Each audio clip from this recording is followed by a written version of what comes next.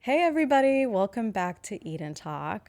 We are back today with Alex. Thank you so much for coming. Hi. She is wearing my favorite color. I don't know if you did Mine that intentionally. Is this too. your favorite color too? Yeah. But like specifically this shade. I think is it like Probably a this one. yes, The me darker. too. The hunter green emerald. Mashallah. Just like trees, nature. It's giving. It's Yes. peaceful. I'm so excited. You guys, we have an exciting episode for you today and I'm really excited to get into it.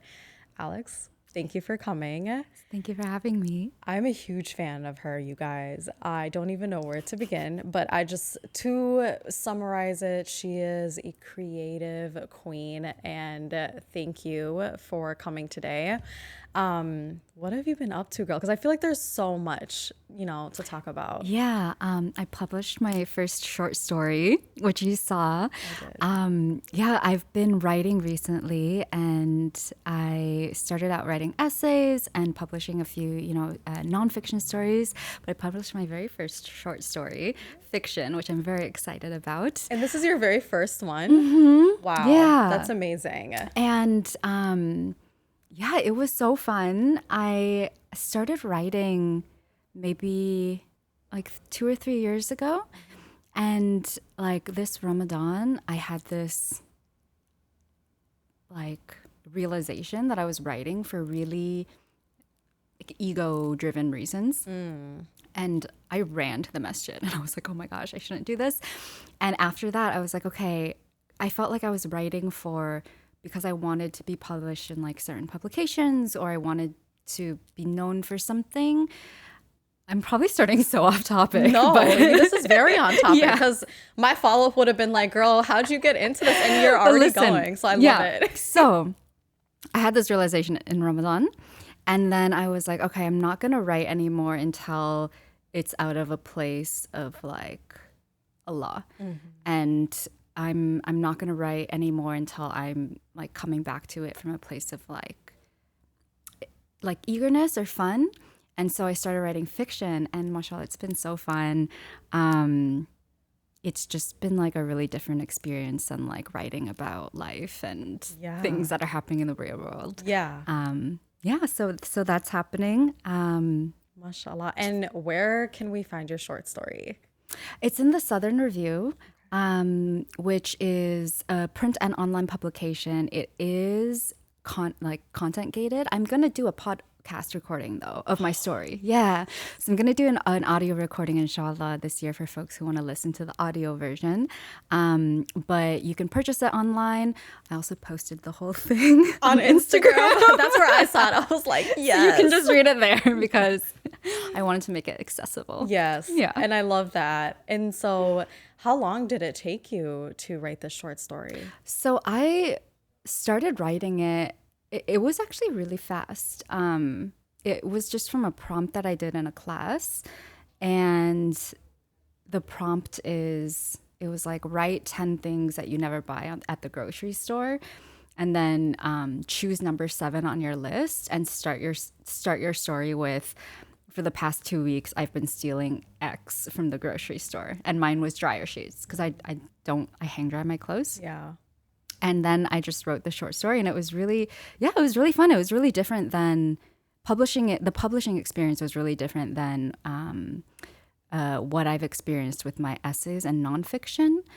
It was just a lot like he didn't have any notes. It was just like one little scene that I added, but otherwise it didn't change much, which was pretty cool. Yeah. Yeah. Wow, that's amazing. And just to kind of give a quick little summary, what is the gist of the story? The story is about a woman who's been stealing dryer sheets from the grocery store. I love it. And then it's in this sort of world where people are losing their senses slowly. And the narrator is capitalizing on the fact that she still has a fairly good sense of smell to kind of take advantage of her neighbors. But I guess that there is this larger story of capitalism and what it looks like in a different way when a different kind of person is being exploited.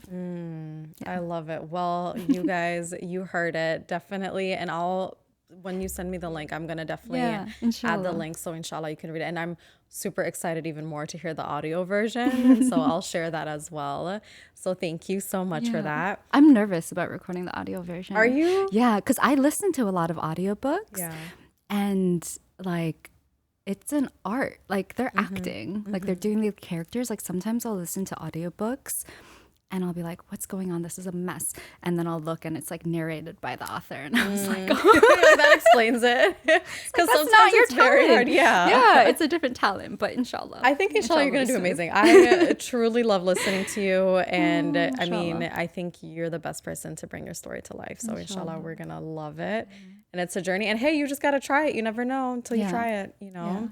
So in that topic of writing, you know, obviously, I feel like writing inspires us, reading inspires us. Is there any authors that you recommend, and what have you been reading lately? And this is really a question for myself. Yeah, I could talk about this forever. So, this year I've been on an Octavia Butler kick. So she is like really one of the first Black female sci-fi writers.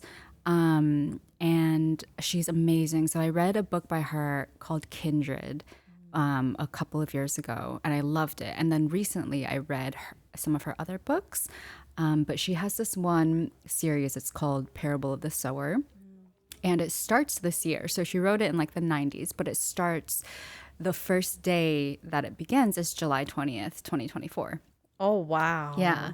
And so very, very present. So I've been very in this book for the past few months because it's like a dystopian novel, but it's very, very grounded in what's going on today. And the reason I've been thinking about this is in the book, everyone's kind of like surviving, fend for themselves.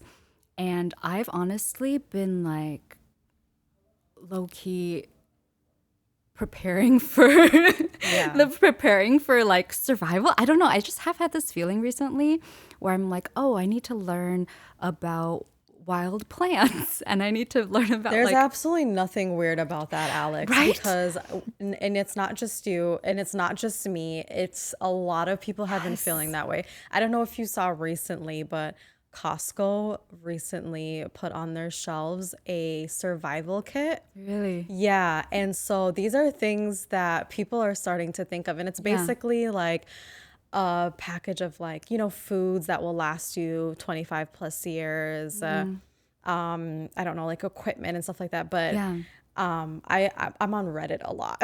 So I go down this hole of reading people's like stories and comments and their views, and so many people are gearing for whatever reason, and it's not even for whatever reason, it makes sense for a reason. It's for a reason. Like Things are falling apart. We have to start thinking about those things. Yeah. So, what is your take on that, like as a woman? Because how can we, as best as we can, like really fend for ourselves? That's such a good question. So in the book, she like when the narrator like her neighborhood gets set on fire and she starts to journey north. Like Southern California is like a tinderbox. There's no life. And when she journeys north, she does it as a man. You know what I also did recently? I love it. I saw a TikTok for these like humanoid masks. Have you seen these? I have seen them. Yes. And it's just a mask, but it just looks like you're wearing a skin. So there's like, they have all these ones. And I was shopping for them for like these white man masks where you can like pull it over your head and then you put like sunglasses on and a hat and you just look like some like white guy. Yeah. And I was like, oh, should I buy one of these? Wow, that's really innovative because it makes sense. That's the first thing I thought of when you asked me, like as a woman, because you know. Yeah. Yeah, but I think that it is something that I'm I've been really thinking thinking about that. Sorry, I didn't mean to pause, but I'm just thinking about like getting off a late shift at night as a woman, like putting that on and walking to like your car, like the difference that would make. I was shopping on that site for, I was like, oh, which one should I get? And then I was like, in my head, I was like, oh, how hot is it gonna be? Like, what is like summertime versus wintertime? Because you know what? Because I travel a lot too. You do. And we're going to get into that. And I love to travel and I love like being able to go places, but it's really not fun sometimes because you'll go places where like all you do is get catcalled. And like when I travel to certain places, it's like very racialized catcalling, which is not fun and really unnecessary. But I'm like, oh, wouldn't it be nice to just like Put on my white man mask walking down the street. Yeah, No, it's these are the thoughts in my head. And it sucks that we have to think like that, but that is how life is built, you know, and that's unfortunate. But sorry, I feel like I completely geared you away from the topic because I was like, what's your favorite books? And now we're talking about white man suits. It's all related. But that's eat and talk. Yeah. Yeah. So is that your favorite genre, sci-fi, or I don't know. Recent. I read a lot. As far as writing, it's what I've been writing in because I find it quite fun. Yeah. Yeah, it's probably one of my favorites. Like I stuff love I've it. made. And I love how how in general we are getting more diversity It's amazing when it comes to It's amazing. writing movies. I recently, has nothing to do with books, but I just not just finished, I think I literally finished it in like 2 days, but that show on Netflix called Super Scent, where it's about like it's about five black superheroes and they don't know they have powers, and they all live very individual lives, but at one point they intertwine. But the entire cast is diverse, and the person who wrote the script and everything, and I was like, this is I love it. It's so different. When you're watching something or reading something that's been written. Like, okay, so I'm gonna watch this. I got kicked off my cousin's Netflix when they made that change with the household. Oh yeah, I get kicked off my own. But once I'm back on, I'm gonna watch We that. got you. I got you. But it's so, I was thinking about this the other day because I told you about this, but I had that writing workshop that was just such a terrible experience because it was just like me, a bunch of older white women, and the communication was not happening. And I think that's fine. Like alhamdulillah, I feel so lucky because I read so many books a year and almost all of them are by people of color. Like I almost exclusively read people of color, and I just feel so grateful to be in a place in the world and time period where that's possible. Yeah. And I hope that it can continue. Yeah, absolutely. What if you could create your own perfect world in writing, what would you love to see? Obviously there's so many amazing positive changes, but what do you think is still missing, and what needs to happen to close that gap? I think there's actually so much. I think the fact that we have so much more writing available, things that do get published, is amazing. I think that it's still not enough.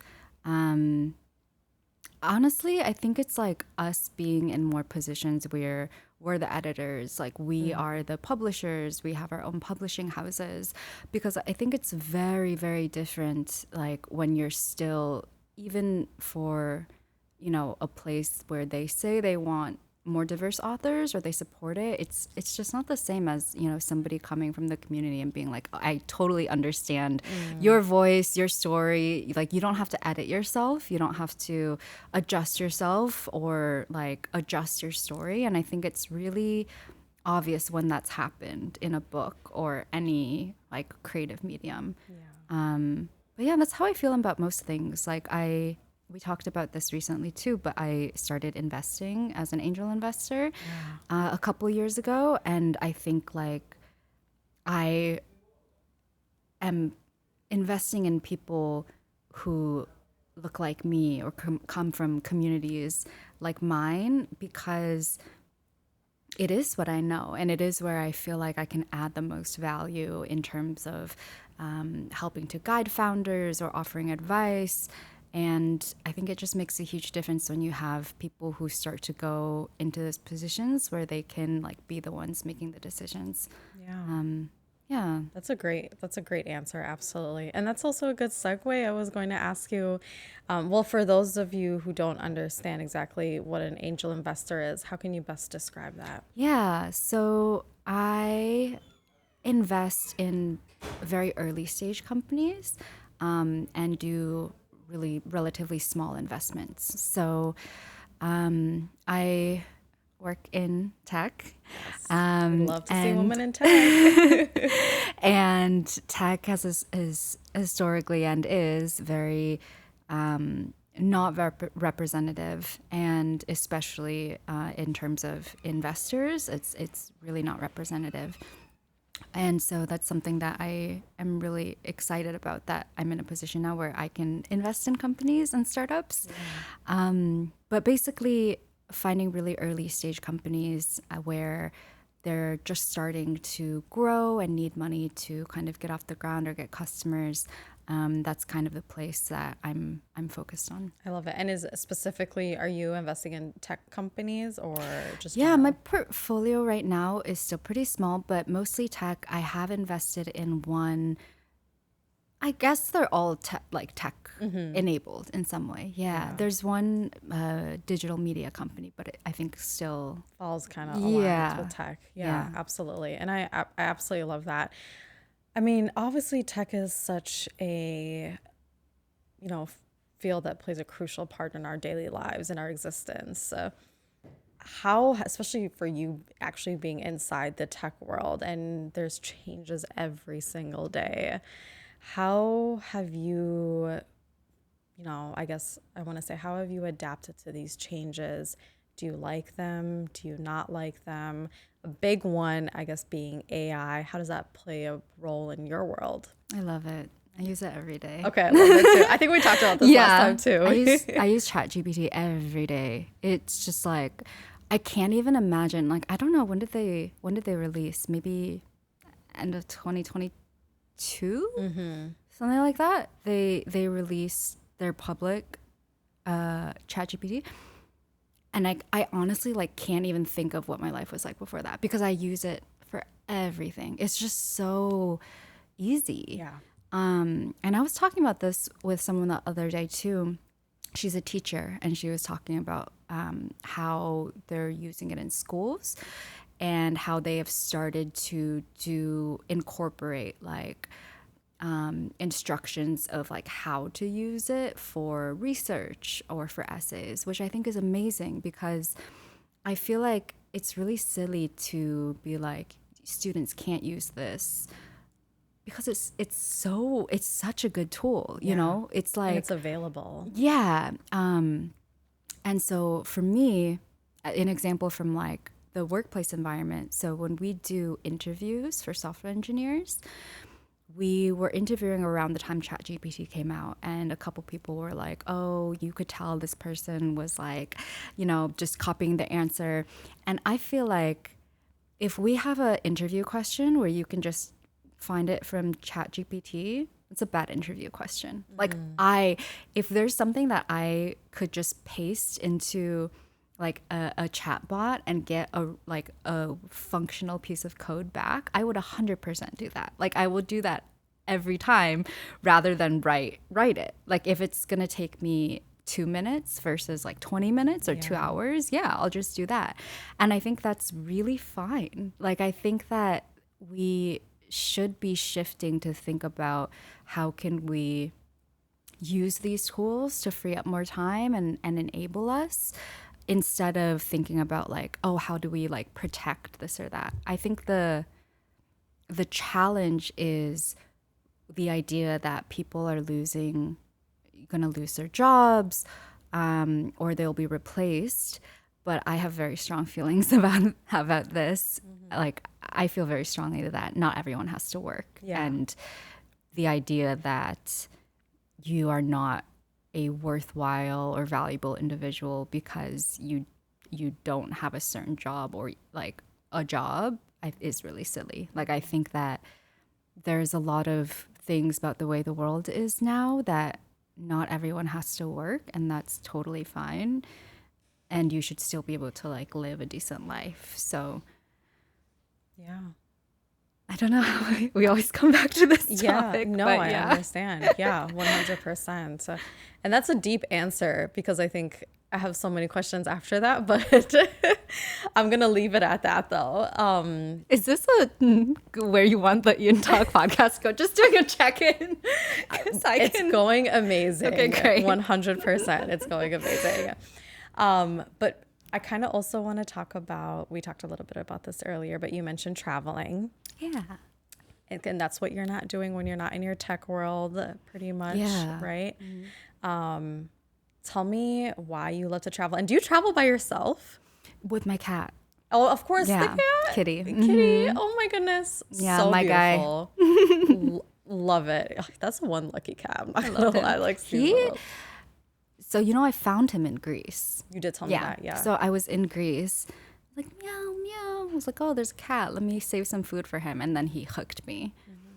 And then I kept him. And now he's just like the most, like, just, I've had enough of the streets. Like, just living the life. And I'm like, you got exactly what you wanted. No, really, like, mashallah, that is so amazing. I love it. I'm very curious though. How was the process of just like taking him from Greece then? Like, did you have to like? Yeah, you have to like take him to the vet, Okay. do like adoption stuff. But yeah, it was pretty. There's so many stray cats, so they were like, They're like just. take them. Yeah, yeah. No, That was seriously. me in Saudi Jeddah. There was hundreds of cats, and the moment you decide to feed them, Oh, they're on you. they were waiting for me every time I was leaving exactly the hotel. like he just started following me, and he would like be on my heels, like anytime I got up and walked. And then I was like, okay, yeah, you're cute. Companion. That's so beautiful. Yeah. I love it. So you've been traveling for a long time.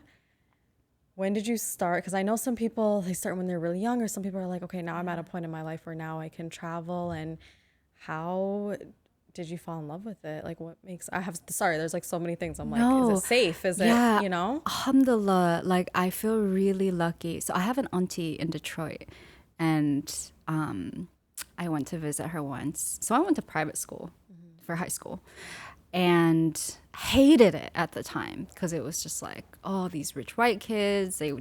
I didn't like them. They didn't like me. You know how it is. Just hated it. And then I had an auntie who worked at our school. She was my dean, and I went to visit her in Detroit a couple years ago. And she got remarried, and her husband, who I just met, like he was asking me like, oh, you're not scared to go this or this, and my auntie, she was like, oh, she went to, the school, like that's what you get. You like, they're not scared of anything, which I think is like alhamdulillah, I think it really is true that a lot of it is just the environment that I grew up in, and seeing people who were able to do that made it just very real. Like, oh, yeah, I should be able to do that.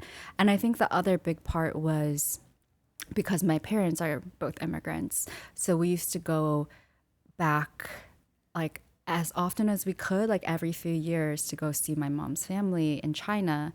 And I think that made a huge difference too, because it just opens up the world. Like you're going to the other side of the world, and it's just like so different. And I was thinking about this recently because I also grew up in like a pretty white neighborhood and area. And we would come back from China, and I would bring like all these like little gifts from my teachers, and like these like Chinese art and hangings, and like all the kids are like, oh, it was just so different, But yeah, mashallah, I've always loved it. I think my mom was very into traveling, and yeah, I feel really, really lucky that I had that. It was just always a thing that I could do. Like which I think is so cool. I know my sister and I used to travel together when I was pretty young. She's 4 years older than me. And the first time I traveled with her, I was like a junior in high school. We went to Cambodia and Thailand, and and we were so poor. Like, I was in high school. I was going on like my babysitting money. Yeah. And we were staying at hostels and stuff. And I remember the year after that, or maybe a few years after that, we went to Europe, and like we like literally couldn't do anything because it was so expensive. And then now when I can like do nice things, I took a train recently, and I was just like, yeah, mashallah, it's really cool to be able to have these experiences. But like I also loved when we were backpacking, and I didn't love it actually. Like, I was like, did but you? it was like a it was an a experience. Yeah, absolutely. What's your favorite memory, and what's your favorite place you've traveled to? I never know how to answer that. I think I have a lot of very fond memories from places, and they always end up being because of the people that I met or the communities. Yeah, like I spent Ramadan in Colombia once, and that was like just a beautiful sisterhood. And I remember I remember this country very fondly because of, you know, the sisters there. Yeah, so I think there's a lot of places like that, but it's mostly It's not people. where Yeah. specifically, it's, you know, who the space that you were in that really made it something stand out for you. Exactly. I love it. Do you have anywhere where you're like, I'm never going back here? Great, I'm glad that I tried it, but Probably Morocco. Morocco. We You're were not the just first to say that. harassed. I met up with my sister there. I was there alone for a day, and it was a nightmare. And I met up with my sister there, and we were just constant harassment. It's like the white man. Why I need a white man mask. Yeah. I started doing niqab when I was there because I was so tired of people, you know, because like when I talk about like racialized harassment, they'll be like, oh, China, konnichiwa, oh, no. And they'll just start shouting countries at you. Oh my Like, God. why? And then, so I was like, okay, I'm just going to cover my face. And then they started calling me a ninja. Oh Lord. Really? In Morocco? Oh my gosh. Like all you can You see is can't my win.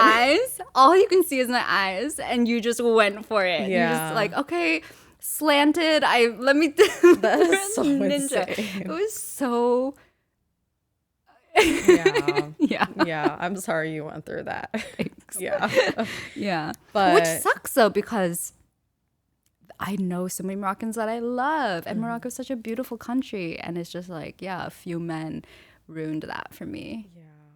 But I love Moroccans. Yeah. Okay. The countries, yeah, the people, But but just I get some- that. I understand. Yeah. Yeah. Well, that's at least you got to experience, you know, the country, the food. Oh, we went to the desert, and that was great. Okay. There was no one there. Yeah. I don't know. No cat So we went to the calling, is there? Sahara. We did like a few days there, Oh, that's awesome. and it was beautiful. I love it. That's amazing. Oh, well, I'm so excited. I love this because I feel like people don't take time to explore and travel. And, you know, and they think it's such a, I don't know, like a burden, or that's like so much to do. But when I talk to you, it's just like, just do it and go and explore. And I love that.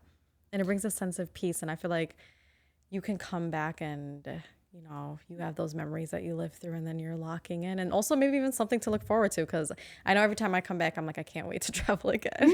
It's also not for everyone though, and that's okay. Like I think just do what you like. Alhamdulillah, that's the other thing.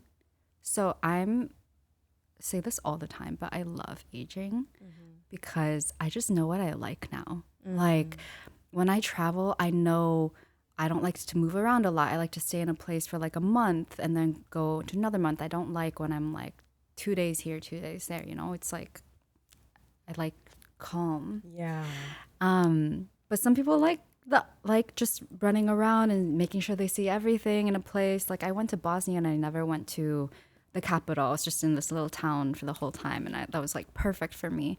So I think, yeah, you find what you like, and you know, the climates that you like, the places that you like. Absolutely. Is there somewhere that you haven't been yet and it's on your like checklist? I really want to go to New Zealand just for the landscapes. That's probably the big one that I haven't found the right time yet. Yeah. That's amazing. Inshallah, you will get there. I love it. Well, now, because she is a woman of many talents, you are also into fashion, as we can tell. Okay. And she has been working on some things. So let's talk about that. Yeah. So I designed a new collection recently. I had a clothing company actually for a while, which I sold during-ish the pandemic in 2022, which was a big change for me, but alhamdulillah. But I haven't really been back to that since. And this year, I had a bunch of army surplus items that I picked up in Korea years ago. Just different items from, oh, here they come. Yes, they're coming. We have to show all of them. I know we were going to select Should I stand? some, Is there enough space? Yeah, so these are all different items that are from various time periods. So the one that you're holding is a U.S. Air Force jumpsuit, I think from the 60s. Yeah. Wow. And this one is a German Air Force parka from like 90s, I think Balkans War era. And when I bought these at the time, I didn't have any specific idea for anything that I wanted to do with them. Yeah. But I just liked kind of like the style. Yeah. But recently, with everything that's been going on in Gaza, I felt like this was an opportunity to repurpose these pieces of clothing for a very different purpose than they were originally made. So all of these pieces ended up in South Korea where I bought them, but are from various different colonizing armies from across the different generations. I think the oldest one, I didn't bring it, but the oldest one is a tactical vest from the British Army that's like World War II era, so like 1950s. So they're pretty vintage pieces, and I've gone and just tried to highlight elements of Palestinian joy and resistance. Yes. Because I have schizoaffective disorder, you know this, but protests are just not a place that I can be very effective or useful. So I haven't been able to really be active in that way.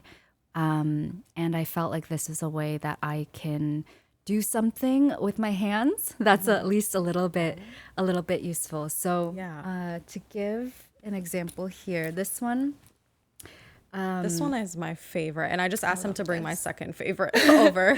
So this hood, both of these keffiyeh, there's one on the inside hood that's black here. Both of these are from Palestine. They were purchased in Palestine, and here I've sewn this over the hood so you can see in the front and back. And it has this little draped area so you can do your whole... Yes, I love it. So meaningful. Yeah. Oh, I think he's giving you that one. You can just put it. Oh, yeah.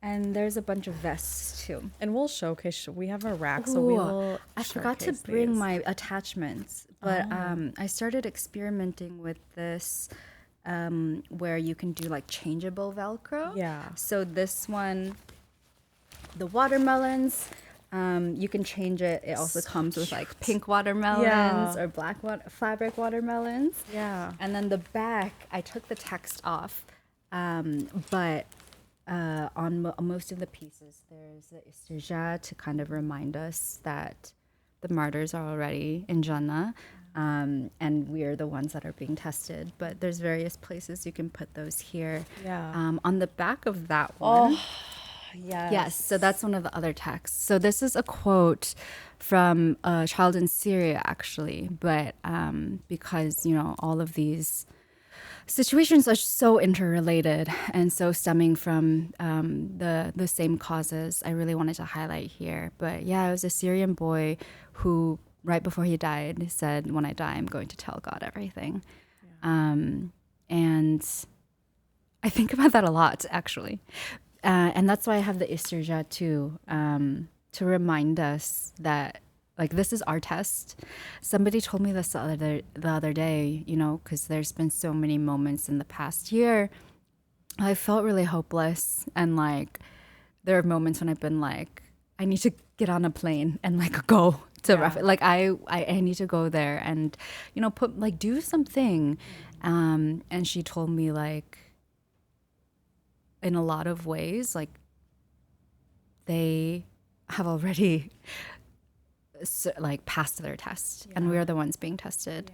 And what are we doing? So this piece, the original item is from the current time period. So I think this one is like 2003. So Afghanistan, Iraq. And so the map in the back, it highlights Palestine correctly labeled on the map, as well as Iraq and Syria and Lebanon, because all of these places have been impacted by Zionism. And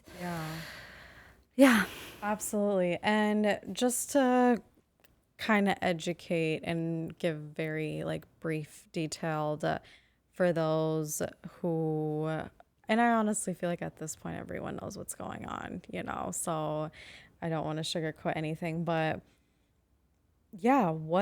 why is it such an important, crucial time right now for us to vocalize our support, and what is happening?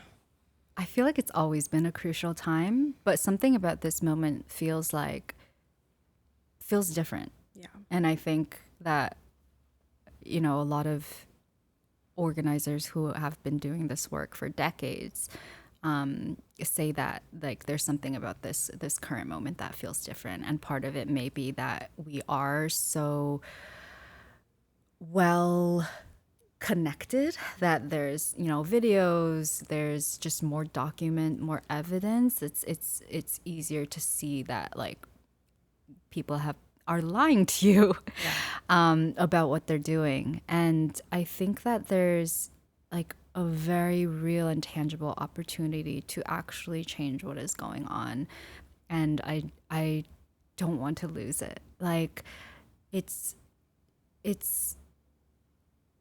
I think anybody that thinks about the reality of what's happened and the people who have been displaced from their homes, who have been forcibly removed from their homes so other people can move in, like, I think anyone who actually educates themselves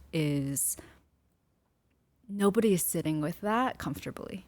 And one of the things that I see on Twitter all the time is, like, you know, somebody will comment on a pro-Palestinian tweet, like, "Oh, please go educate yourself," and the person does and becomes pro-Palestinian. like when you favorite. when you actually, like, when somebody actually goes on, you're like, "Oh yeah, this is kind of fucked up." And I think there's something about this moment that is making it harder for people who have gotten away with murder and genocide for decades, are having a harder time of it. And I don't want it to, I want the momentum for that to continue. I want the genocide to end, but I don't want the momentum to end. I don't want us to stop demanding that people are able to be free in their own land, are able to reclaim their land and return to their land, which is really what I want. And I think, like, the clothing is just a small thing that I can do. We shot the photo shoot for the clothes in Oakland.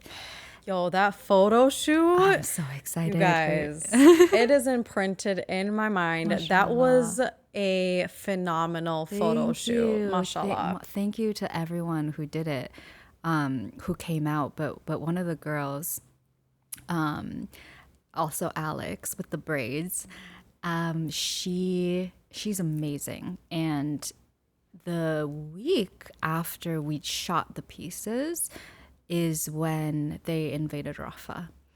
And I was just like, it's devastating to see. And there were, you know, people who we had seen just flee from their homes in northern Gaza to Rafah because they were told, like, you'll be safe here. It's a safe place. Like, you know, just go here, and then to be massacred there.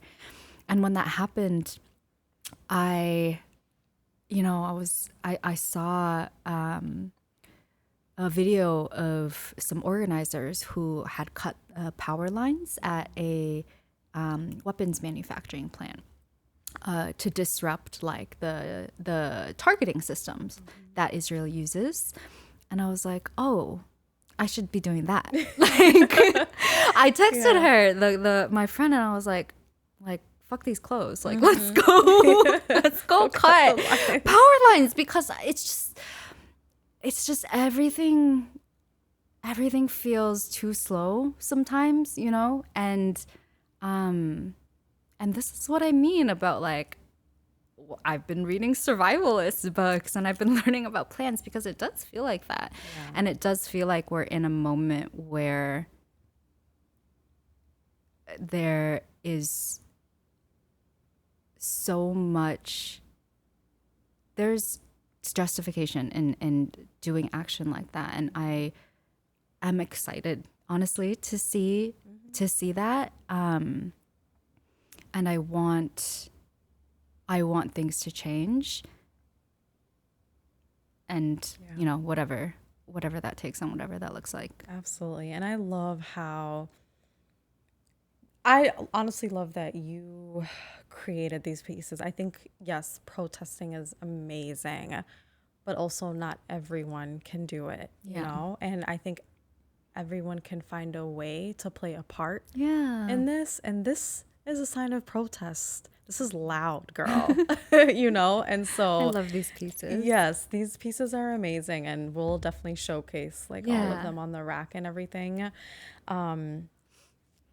And what makes these so special, and what makes you so special and amazing, is these are like vintage pieces. Like you like handpicked them. Like they're not hand sewed everything. Yeah, they're not just like polyester cotton. Like you just like ordered through a wholesaler. Like you traveled, you saw these, you picked them, and they have their own story. They do. Every piece. So when you wear it, it's so meaningful. It's not just a piece of clothes. Like, yes, it is a sign of protest, but like you're wearing history. It's meaningful. It has its own story. And I think that's something time can't ever buy. And if you get this, like, you're so lucky.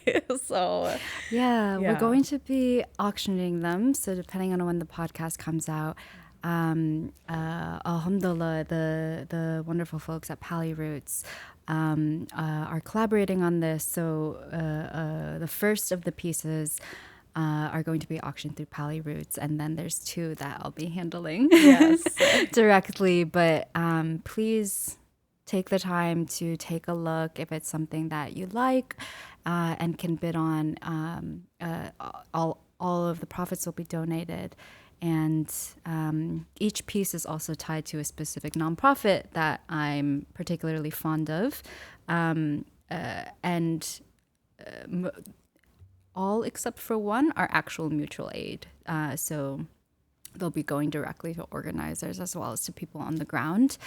But I really did want to highlight the story behind these pieces. So they're the jumpsuit, which the one I showed first, the jumpsuit, which is the solidarity item. So it highlights different movements. If you want to bring it, I'll show you. Yeah, you can bring it, please.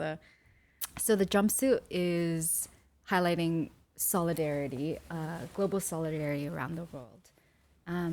So, thank you. Okay. So this one looks at different solidarity movements, and I have a protest from Seoul, which is where I purchased the item. So I wanted to call that out. But this is a protest where Koreans really showed up and made their call to free Palestine. And one of my favorite things about this piece is I have the image of Hin's Hall here on the arm.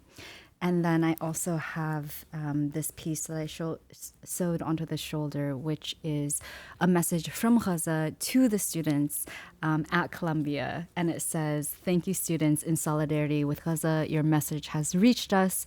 Thank you, students of the world." And I just think it's so beautiful because, like you said, there's different ways that people can participate. But I think even just the fact that somebody in Gaza saw the protests and it gave them levity and hope and made them feel like they were seen, even for a moment. I think that is so beautiful. And I think that is itself something like, yes, let's keep doing it so that these schools do divest. And yes, let's keep doing it so that policy does change. But I think the fact that these messages are being shared and heard and in communication with one another is really beautiful. Yeah. And then the piece, I didn't bring it, but the other tactical vest that I mentioned is from the British Armed Forces. Yeah. That one is also has a call out to Ireland. Yeah. I love the Irish. I Shout love the Irish. Shout out to the Irish, honestly. Always supporting hands down. And it's just like, of course, the only European folks who have been like hands down supportive of Gaza are the ones who have experienced oppression. And it just goes to show you, like, I think that in itself says enough about like what's happening on each side. Yeah. So that's the solidarity. And then the joy jacket. Cut out my reaching. Don't worry, we will. Take all this out. Okay, let me get this over here. Okay. I really like this one. This is the joy jacket. I did want to do a piece that is 100% celebrating Palestinian joy. A lot of these pieces celebrate Palestinian resistance, but I wanted to highlight just the moments in which I've been inspired by Palestinian joy and love. This is a photo of a man on his way to Umrah with some roses, the sea, olive trees, and just the way that Palestinian people like tend to the earth and land, I think is so beautiful. This is a woman holding the keys to her home because she knows she's going to return one day. And I love that so much. I love that. The joy jacket. It definitely is joyful. And then the istirja, which is kind of a recurring theme. Yeah, it's on here too, I believe. Yeah.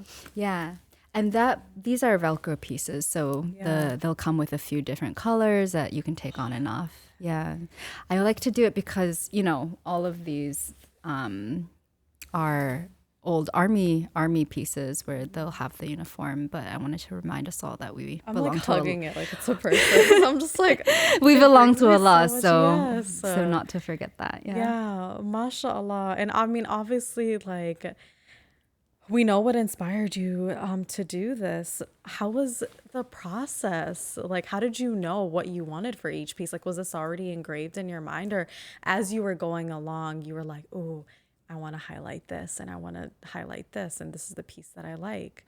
Yeah, I think it just came together. I think that I started with understanding the time periods of the actual clothing, and then figuring out what bits and pieces to play with. Having the little watermelon element and having the istirja across as sort of like ways to pull it together. Yeah. And then I've always loved like this sort of patchwork. Girl, I had a whole career in streetwear, like another time in my life. But yeah, I've always loved this little patchwork, and yeah, I learned how to sew. Okay. Bled bled for this. But it was really beautiful. Only for Palestine. I went years in a clothing company and never learned how to sew, never learned how to use a sewing machine, always had a pattern maker. But mashallah, I wanted to do it by hand. Yeah, you did it with purpose, and I love that for Thank you.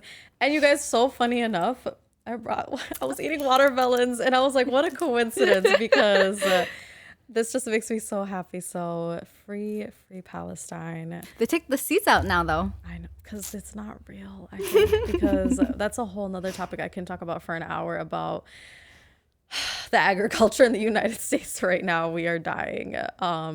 They do taste good though, but it's been really hard for me to find watermelons that are seeded. Yeah, very hard. They don't make them. I don't think so. I try to go to like international markets and stuff, and even there, it's just so hard. So if you know someone, this is what I'm saying. We need to start our own communities.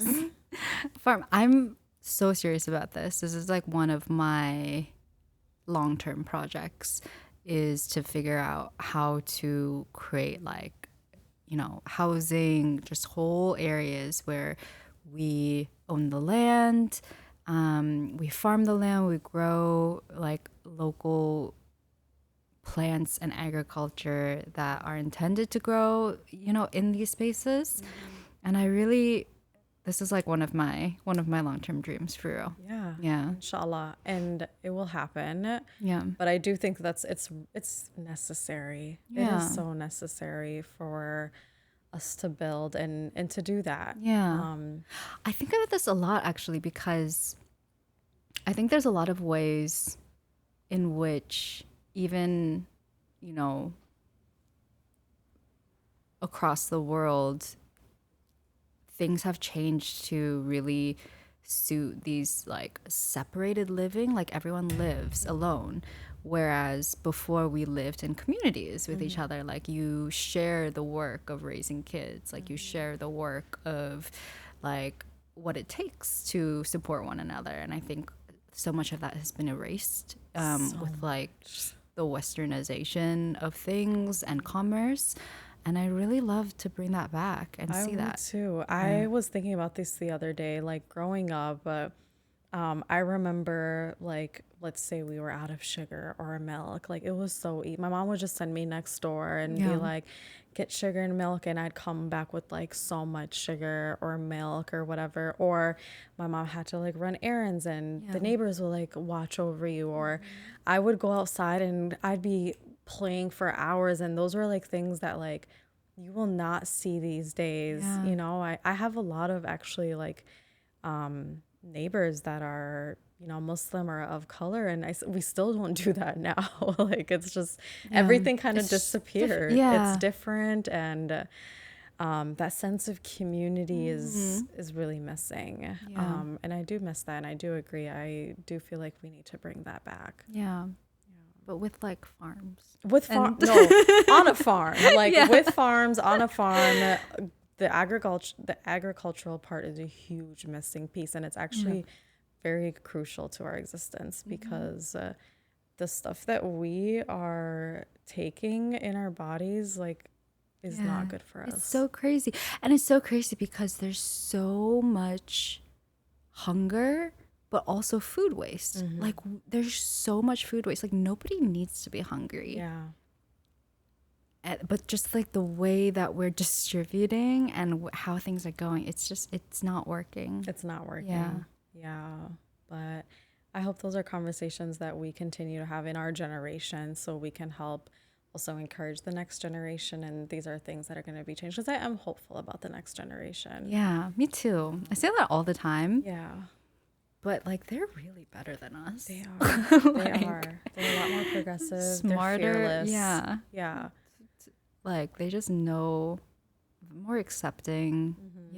And so hopefully the world is in good hands, and we just hopefully need to do our role and our part in encouraging them and just being role models. I don't know. Are you like, it's too late?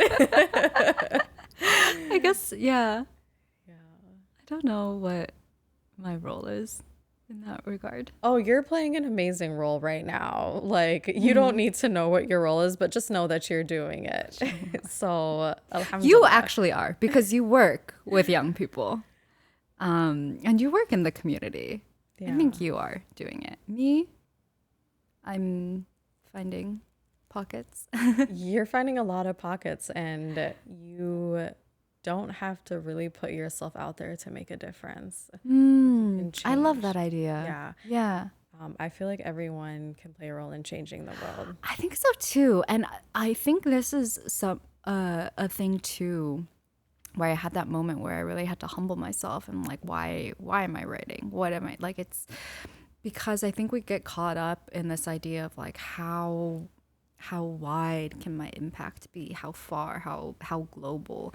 And it's like, it's not how Allah measures, you know? Like if you do something really well and really beautifully, like that is as good as doing, you know, something that has a lot of impacts a lot of people. Like it's still good. Good is still good. Good is still good. Yeah. Yeah.